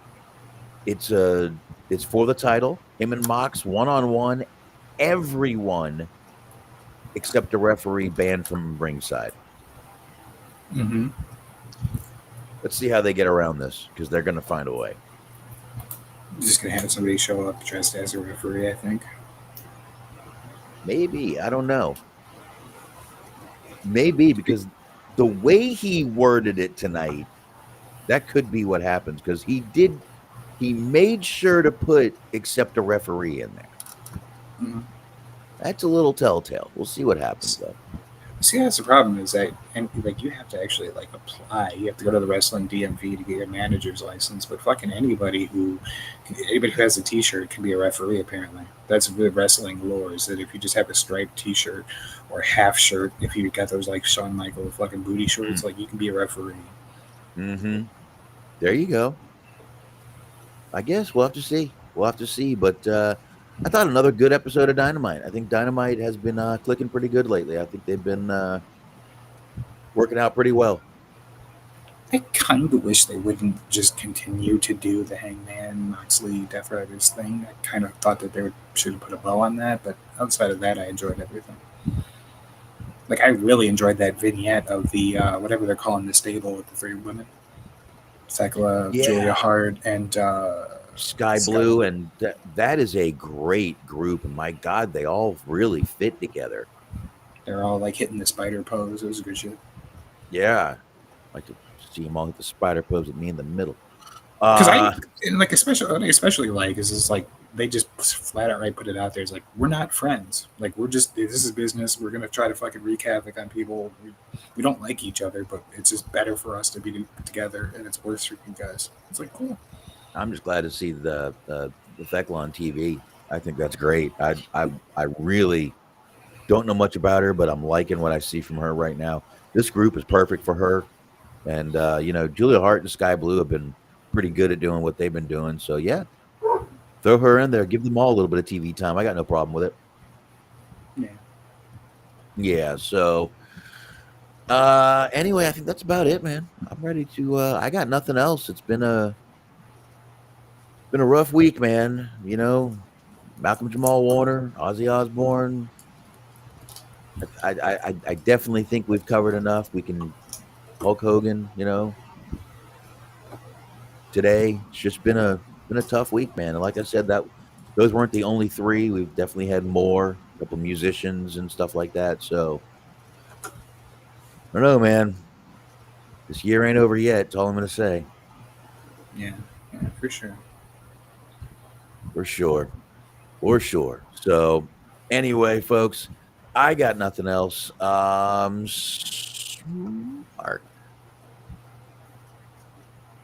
tell them where they can find those archives, my brother man. I hear you. It's totally inappropriate team sports. We are currently on hiatus. We can come back this September training camp. The NFL is already firing up, so football season is upon us. Every Tuesday, 8:30 p.m. Totally inappropriate team sports, aka Tits. But in the meantime, check out the archives on YouTube. There you go. That is the way to do it. Yeah, and Ric Flair is cancer-free. Very funny. Ric Flair said that JR was being an attention whore, basically, by announcing, and then literally 2 weeks later does the same fucking thing. Anyhow, folks, I would tell you I was doing Hollywood Hangout, but I am not this week because I am going to see Monster Trucks on Saturday night with my kids. The Flair thing, real quick, is funny because they were talking to Flair about Hogan on TMZ, and Ric Flair started crying, and the guy that was doing the interview was like acting like it was a big deal that Ric Flair was crying. He's like, "Oh, I'm sorry, I'm so sorry for you." It's like, it's Ric Flair. He cries over fucking everything. Exactly. Cries over fucking all the time. See? Well, there you go. She's coming in at the last minute. Good God. Hogan Death Day. Oh my goodness. But yeah, it's man, I forgot where we were at that after that. We were leaving, but I forgot. Yeah. Anyway, I'll be at Monster Trucks. Uh-oh. That's cool. Do they still do the thing like the fucking Truckosaurus and shit like that? I don't think they have. I don't know. This is not this is not like Grave Digger NHRA or whatever the fuck it is. This is not, like I said, this is not. What were you adding something? No. Okay. I don't know how that got put up there then. Okay. This is not like the most popular trucks and all those. The one truck, there were two trucks there I knew. I forget one of them. The other, Predator, I've heard of. But no, this is not the big monster, the big guys. But there's monster trucks. We saw they got the dirt bike guys, the flippy, spinny dirt bike guys, and they have the globe of death with the guys on the motorcycles. They have that. It's gonna be pretty cool. My daughter has never been to anything like this, so it was right down the road. It's 15 minutes from my house. We're gonna go. There was no reason not to. My birthday's coming up in a week, so I figured this would be my kind of birthday gift. I'd rather spend $100 on tickets for this than go spend more than $100 on some dinner wherever they're going to take me. Right. Yeah, and I mean the whole family is going to love that, so that'd be cool. Yeah, definitely. Yeah, we'll go. We'll have a good time. It's going to be pretty cool. Need to make sure we bring some cans for my daughter. I've got some shooting ones that I'm going to bring for her. And you know what else the whole family loves? What? It's another one. Snow filled the air, buries everything. Time got to it. be There you go. scared. You better be. Yay! See, this at least we can play a video or two here and there. This restream is going to work for a while until they fuck it up. Until they fuck it up too, which they probably will. But yeah, there you go, folks. Thanks everybody. Really appreciate it. I hope I didn't piss anyone off with my opinions on anything. If I did, you'll get over it. So anyway, folks, we will be back here next week, 9:30 p.m. Eastern time. Thank you for listening. Thank you, chat room. And of course, thanks to anyone downloading the show. Go ahead and like, subscribe. Keep going. We're getting closer to that 100 so we can start stealing your money with super chats. Money, money, money, money. Money. Anyway. Start an OnlyFans. What about my feet? There you go. No, I don't have anything for OnlyFans, but anything. Anyway, folks, enjoy. Have a good weekend. We will get this bad boy put up. Oh, shit. So this is not OnlyFans, Smark. You can get us kicked off YouTube. You cannot put out that much sexy, and not expect us not to get kicked off YouTube, sir. Hey.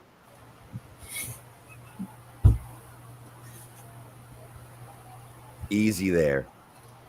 I hear you. Look at you coming over with your sleeve all pulled up, showing the guns. You son of a bitch. All right, folks. Enjoy. Smark, as always. I'll see you next week, brother man. Take it easy, everybody. Have a good one.